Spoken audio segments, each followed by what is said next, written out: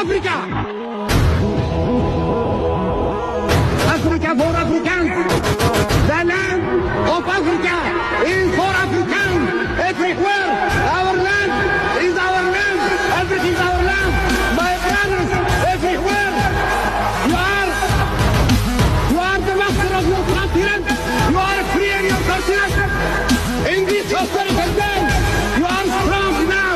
You are marching to the glory for one, to the progress. Why was Muammar Gaddafi killed? Muammar Gaddafi was murdered because he, along with the other African heads of state, were about to bring into existence Africa's first central bank. They were erecting a central bank in Africa, which was going to do what? Back its money to the resources under the ground in Africa. Now, what would that have done to the global economic order? Remember, the United States dollar isn't backed on any natural resource. The British pound isn't backed on any natural resource. The Canadian dollar, the European Union, their currency isn't backed on any natural resource because Europe doesn't have a lot of natural resources. Africa does. So if they would have been successful in creating a central bank of Africa, coming up with a unitary currency, and then backing that currency to the material wealth under the soil, they would have bankrupted every other economic system in this world from America to Europe to China. That was revolution. And that's why Muammar Gaddafi had to be assassinated, because he was about to help the African heads of state eliminate modern slavery and neo-colonial. Hii watu wamefanya, they are going to cause a revolution in this country. Na musidoubt ati hatuwezi fanya hiyo kitu. Mzungu alikuwa hapa mbeberu, alikuwa amecolonize 500 million people dunia nzima, the largest empire.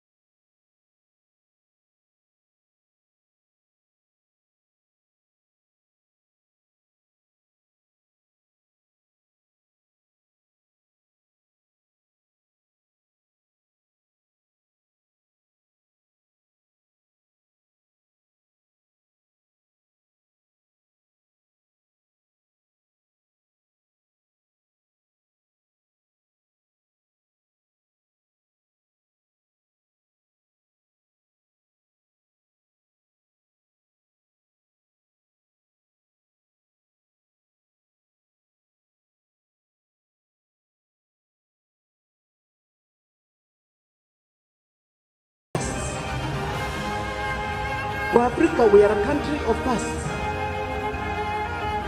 Hapa haitakuwa na damu, haitakuwa na bunduki, hii itakuwa ya wananchi na roho ya Wakenya.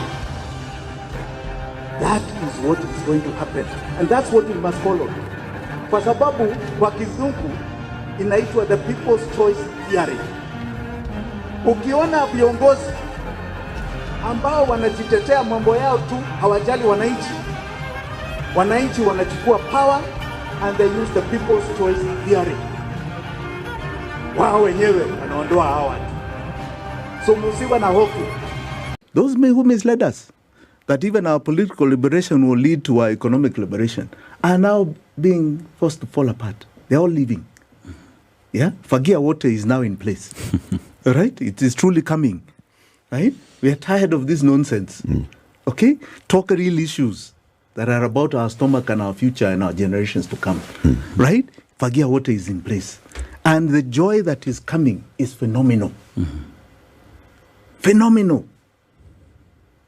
So, Eric. So we should focus on the journey. Yes. Not on Moses. Not on Moses. Not on the tablets. No. Not on creating our own gods. The Joshuas are being born every day. Right. I've given you a list of those who have laid their lives for this path. We are not in Sinai. No. We are on our journey now. But on our journey we're in to Sinai Canaan. on our journey.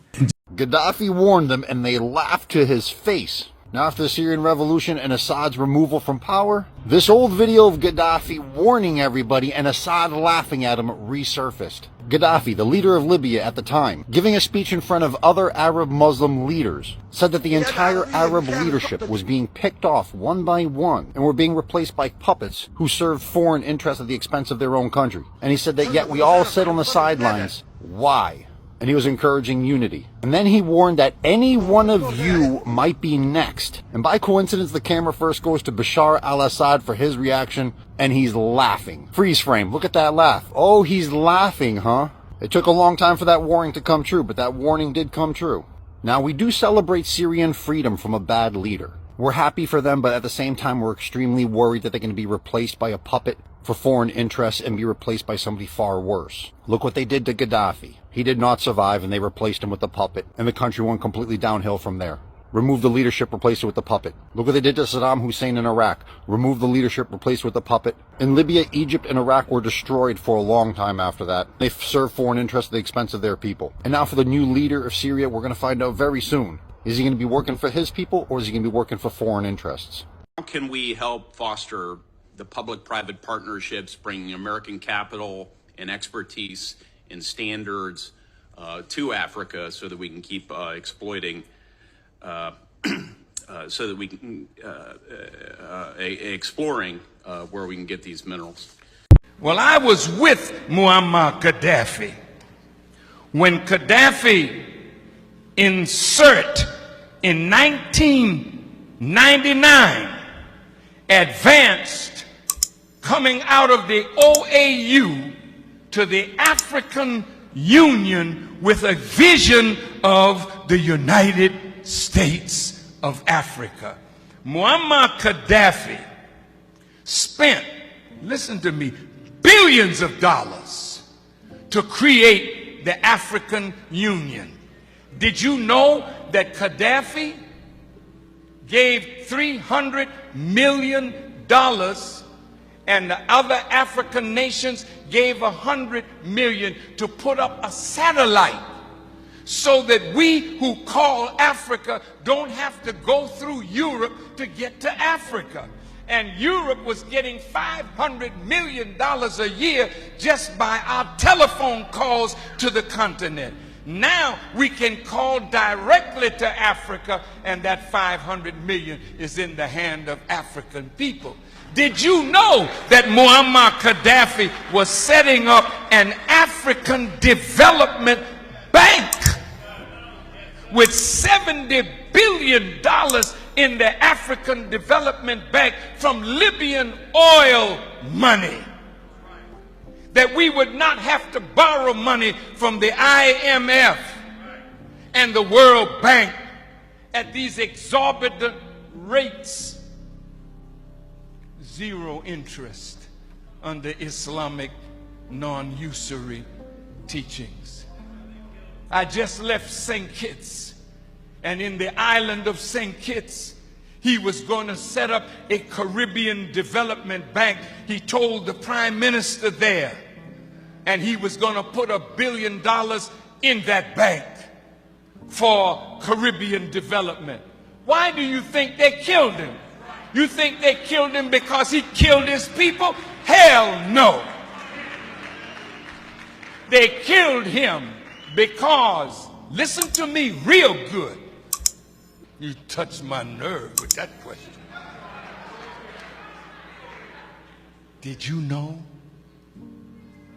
that in Libya, nobody's homeless? Listen, everybody in Libya has either a home or an apartment. They call it a flat. Did you know education in Libya is free from kindergarten through college? And did you know that if a Libyan wanted to come to America to be educated, the government in Libya paid for their education? Did you know that? I was there when he opened a $500 million hospital with 18 theaters for operation.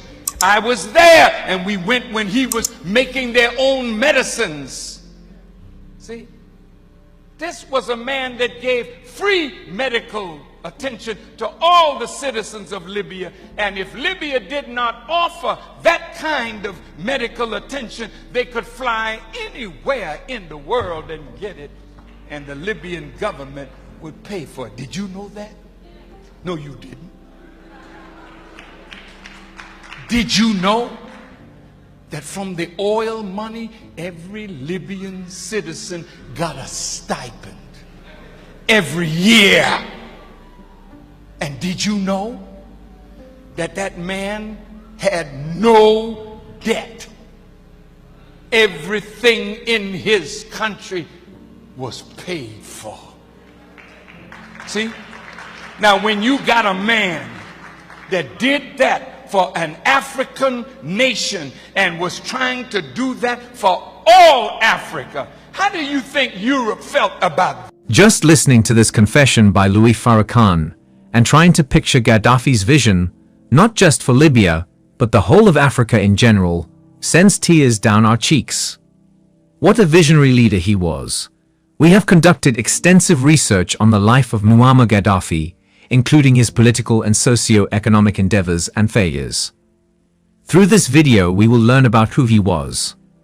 We will present some facts about Gaddafi's one-piece intent for Africa, which ultimately led to his downfall. It is up to you to decide who he truly was.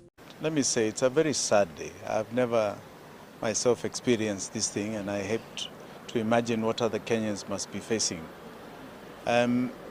What you're witnessing is, and I would like to borrow this word from Julius Malema, is constitutional delinquents. Constitutional delinquents are now running this country. They have abrogated the rule of law. And really, when you reach this stage, you've got to start deciding what your path is. I think we are witnessing a lot around us in terms of our neighbors. People better get to understand the signs are all over. You cannot continue in this manner. The people will deal with you, and you cannot continue in this manner. Today, the pound of Britain is one of the strongest currencies. Why? Backed by gold. But when you go to Britain, there is no gold mine. But they've got the biggest gold reserves all over the world. Because they come take it here, they came and stole it here, and they've stored it there. And that's what makes them unique. There is no France. There is no France without Africa. The day Africa liberates itself from France, France will collapse as a country. Because France, it is based on everything African. They don't have anything to offer to themselves. They keep on taking from Africa. So please, let's make sure that we plow the idea of African unity. We may not be there when Africa gets one president, but we'll be the ones who have planted that idea amongst our children, and our children will salute us forever. Why Gaddafi wore African clothes with pictures of African leaders on it and his vision for Africa. Muammar Muhammad Abu Minyar al-Gaddafi, simply known as Muammar Gaddafi, was the then Prime Minister of Libya.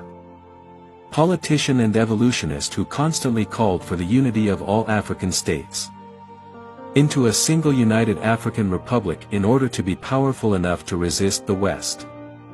Gaddafi was fond of wearing African attires which had boldly printed pictures of several then mighty African rulers who he had tasked to ensure Africa becomes a great nation someday. On many of his African attires held photos of elite, such as the great Nelson Mandela, Osajyefo, Dr. Kwame, and many other African heads of states who fought for independence and freedom of their own countries. With the amount of power and influence these several African leaders held, the African attires Gaddafi wore was a symbol of African unity which he preached. So in 1972, Muammar Gaddafi sided with Idi Amin, and we had to fight him. I fought Muammar Gaddafi. 1979, again, he intervened on the side of Idi Amin. We had to fight him again. But in the end, we made peace with the Gaddafi. And he had his issues, he had his ideas. Sometimes we would agree with him, sometimes we would not agree with him. Now, when this problem of Libya started, the African Union, with our chairman, who is here now, this gentleman here, they formed a committee of a few of us. I think we were 6. I was one of them. The whole of the African Union gave that committee a mandate to look for a solution for the Libyan problem. Now, on one occasion, I didn't go that time. These excellencies, this one here, Jacob Zuma, and the others, I was not there, but my minister was among them. They entered a plane in Nouakchott, in his place. They were going to Libya to mediate. And they were told by NATO to go back. Yes. Said, you go back. Yes, he's here. If I'm telling lies,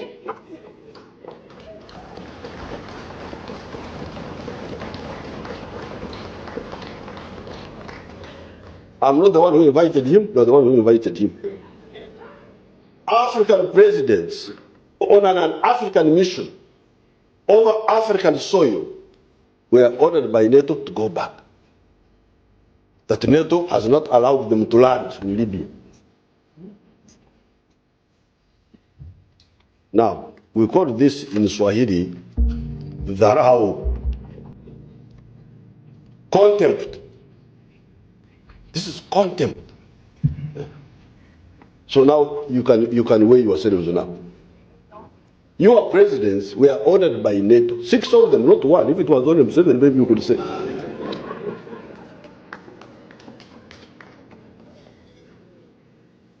Six excellencies, African excellencies, were ordered, go back. Over Africa. Now, these fellows didn't listen to us. They continued. They killed Gaddafi. Now Libya is in tatters. Up to today. And the problem did not only end in Libya, it went into Mali, it has gone now into Chad. The whole area is in flames. Egypt, yes. So now you see where you are. You were weak. Because of your weakness, you are colonized. Fortunately, we survived. And by a combination of factors, we got our freedom again. But we did not use our freedom to make ourselves stronger. We remained where we were. And now, the former colonists are coming back to continue where they had left off. You have to know, Yes. certainly, there will be consequences because they will look at Kenya as a credit risk. No. They will increase the credit rates. So there will be a period where you will have to deal with some of the consequences of a decision like that. Now, the question is, what would you be able to do to mitigate some of the consequences? Yvonne, you want us to live in fear. No, I no, don't it's live not in fear. fear. No, You're it's saying not fear. fear of this happening. No, I'm Jimmy, sorry. Jimmy, it's not fear. Let me answer. There are consequences, though. Let me answer. How would you deal with Let it? me answer. Let me answer. First and foremost, forget about that fear mongering. International community, this or that. Sijui nani, this or that. I'm sorry. No matter what they do, we can live within our means. We don't need them. So why do they want us on a chain? Why do they want us on a chain? If we legitimately owe IMF, and it is in the budget, we'll ask those that we paid illegitimately to return it. To return it. Because as I told you, we have paid almost 10 trillion to this debt. That is still at 11 trillion, never coming down, just growing. So let's not live in fear as a nation. Let us not live in fear. I don't live in fear. Right? They say when you fear nothing, right? Then what? Those Gen Zs that went to parliament, what did they fear? A bullet? And after the bullet, they still went into the chamber. They succeeded. And it's very sad that they were killed. Over 200 have been killed. We mourn them. They are our heroes. Let us not live in fear. What consequences? We can live within our means. We don't need their money. If you were president today, what would be the 1, 2, 3 things that you would do to solve the crisis in the country? I'll tell you, the first thing is that I would cut off the chain of debt.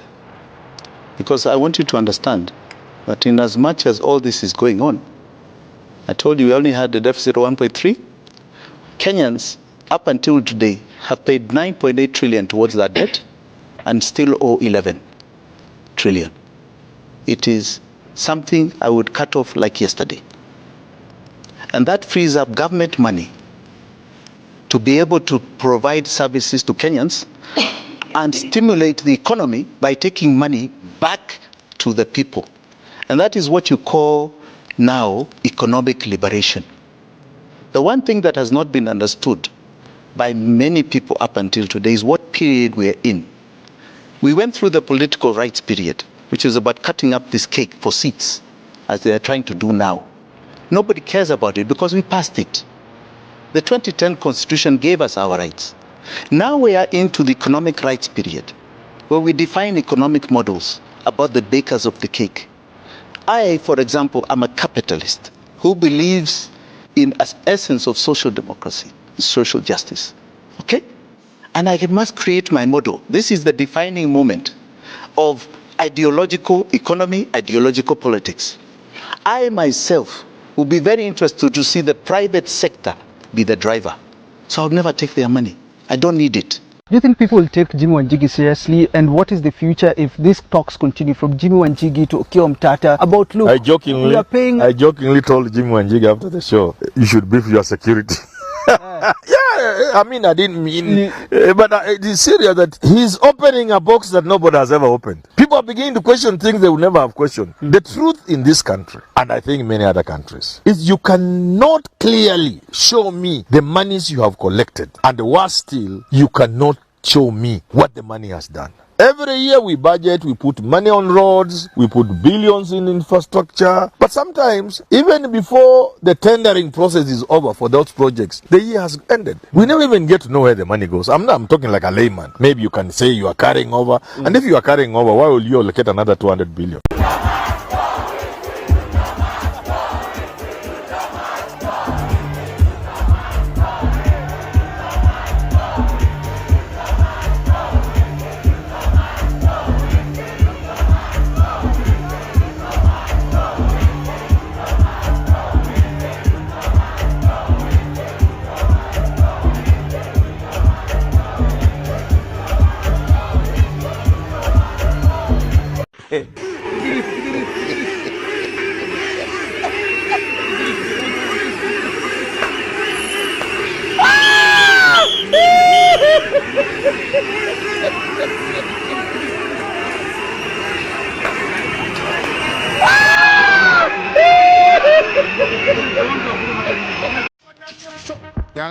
You like me, why them a fight me, fight me, fight me. You like me, chewing a bone, a bite it, bite it. You like me, chewing a bite it, bite it, bite it. Don't like power and you chop. When I touch them, even if we put them. When I touch them, you find not touch them. When I touch them, what they are not soap them. In fan, I'm say you bust them up. You like me, why them a fight me, fight me, fight me. You like me, chewing a bone, a bite it, bite it. You like me, chewing a bite it, bite it, bite it. Don't like power and you chop. When I trust them, even if we bust them. When I trust them, stay fine, not touch them. When I trust them, what they are man, not soap them. In farm, I say you must them.